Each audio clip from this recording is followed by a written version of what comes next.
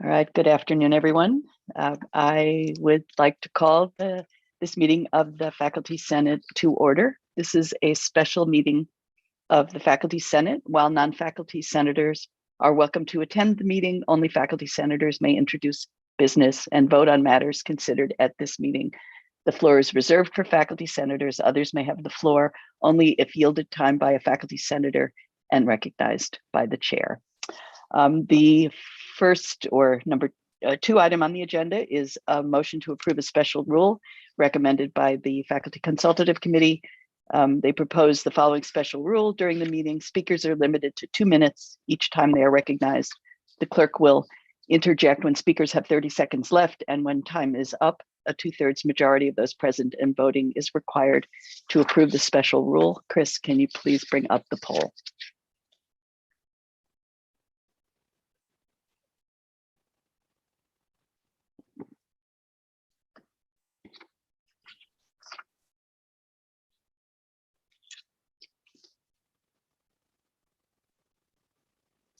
We'll give about 10 more seconds if you wish to vote.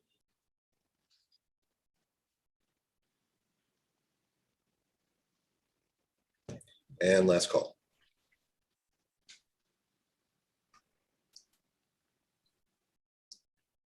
There being 74 ayes, 0 nays, and 2 abstentions, that motion does prevail. All right, thank you. The next order of business is the proposed academic calendar amendments to observe Juneteenth. I would like to call on Stacy Tidball to present the item. Good afternoon. Thank you for your time this afternoon. I am pleased to be here on behalf of the Academic Calendar Task Force and also here in my role as University Registrar. We have some calendar changes before you today, which are focused on designating Juneteenth as a no classes day for this summer and the coming summer, with the expectation that that will carry forward. It's just that doing these 2 years of calendars is most urgent and under a specific academic policy exception about approving calendar changes on short notice. So as I mentioned, the Academic Calendar Task Force is bringing this proposal, and this task force has been charged with reviewing a variety of calendar concerns and requests over the years with a focus on diversity, equity, and inclusion issues. The task force has not concluded. Our work is continuing, and we plan to review many other calendar alignment issues and diversity, equity, and inclusion issues that relate to the calendar, but Juneteenth is the first issue that we've tackled.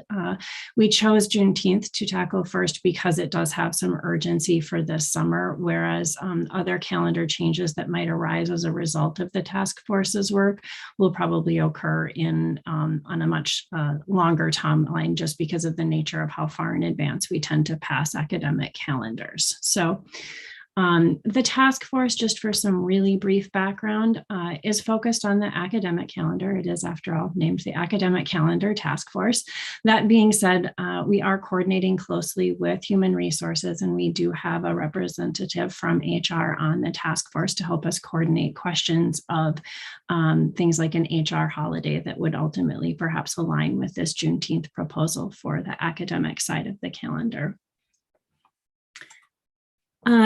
Part of the timing of this relates to the recent designation of Juneteenth as a federal and a Minnesota state holiday.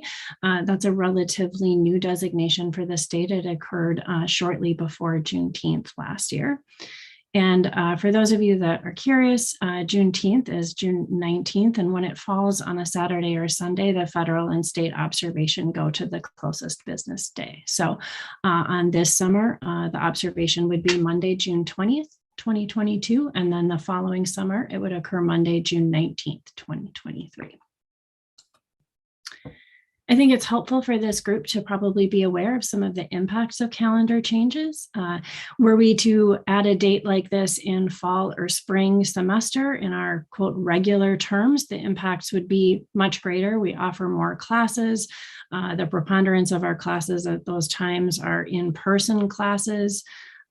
These factors are less true in the summer.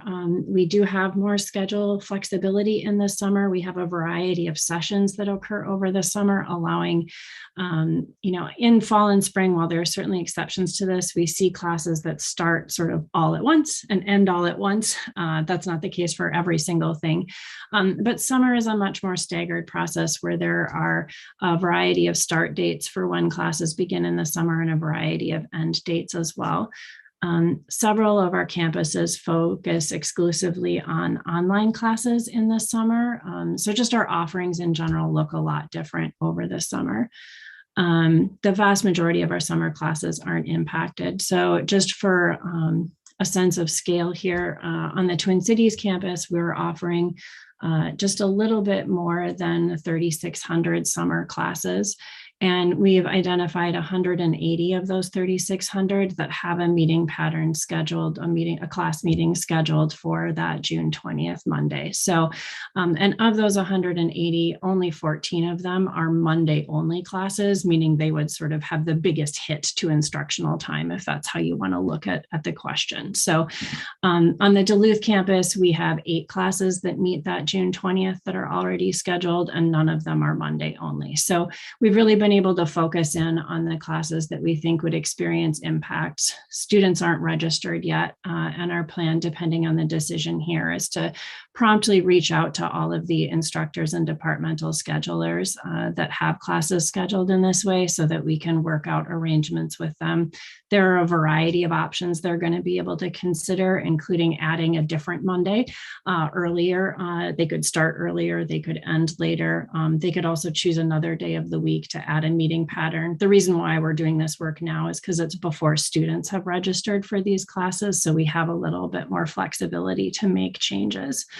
We've also done some pre-work, particularly in the health sciences area, because we were seeing a trend there of a few more of those lab-oriented or practicum-oriented things on Mondays.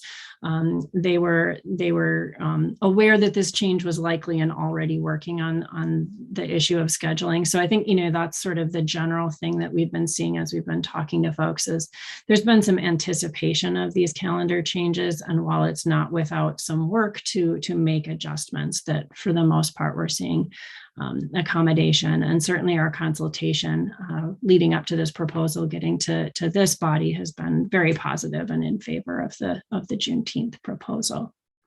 So I hope that's helpful background. I know a memo was shared in advance, and I know this has been the product of multiple committees, so I don't, I guess, want to belabor the topic here and mostly save our time for discussion and questions, if that's all right. Thank you, Stacy. I'll mention too, as we begin the process of considering this, as most of you or all of you know, we usually, the SCC and the FCC and planning Senate meetings usually provides one meeting for discussing an item and then a second meeting for voting.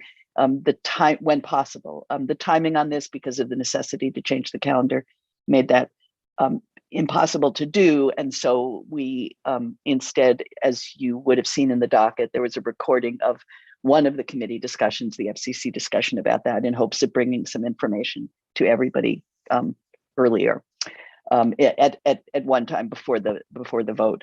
So the motion is to approve amendments to the Twin Cities and Rochester and Morris calendars for 2021-22 and 2022-23. And it's open now for questions or comments. If you want to speak, please use the raise hand function. I will recognize you, and then the host will unmute you at that point. So I'll pause and see if there are any questions or comments.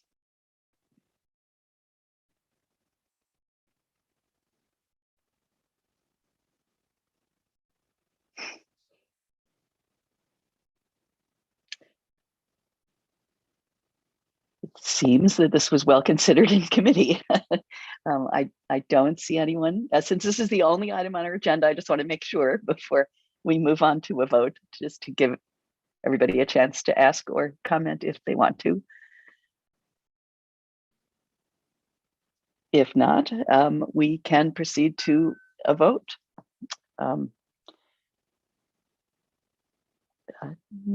Okay, so Chris, can you bring up the vote? And I reminder that only if you're a faculty senator should you vote.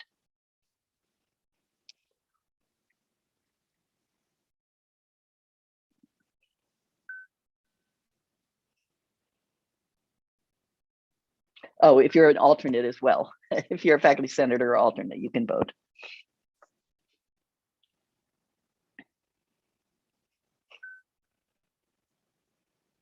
I'll give about 10 more seconds if you wish to vote.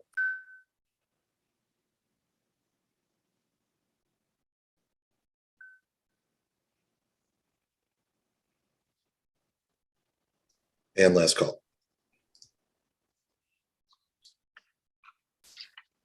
There being 98 ayes, 2 nays, and 1 abstention, that motion does prevail. Well, thank you all. I really appreciate, and I know the committee that has worked on this appreciates all your spending the time to come to the meeting this afternoon to make this important decision so that this can change this summer. There is only adjournment left. Do I hear a motion to adjourn? I guess I can't hear. Nobody's unmuted, so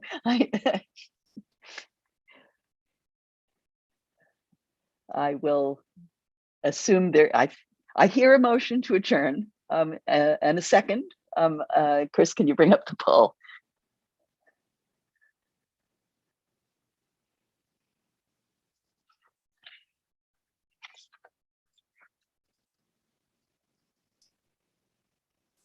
I'll give about 10 more seconds.